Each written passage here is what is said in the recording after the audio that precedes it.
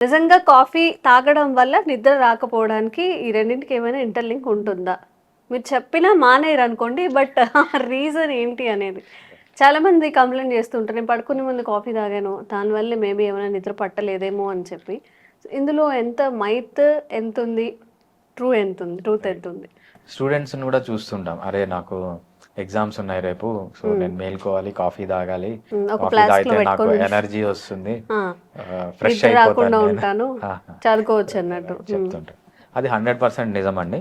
ఎందుకు అనేది మనం సైంటిఫిక్ లెన్స్‌లో చూద్దాం. ఓకే. అసలు మనం దీన్ని అర్థం చేసుకోవాలంటే అసలు మనకు నిద్ర ఎందుకొస్తుంది? హ్మ్. సో, పొద్దున మీరు నిద్ర లేస్తారు. నిద్ర లేసిన వెంటనే మీకు నిద్ర రాదు.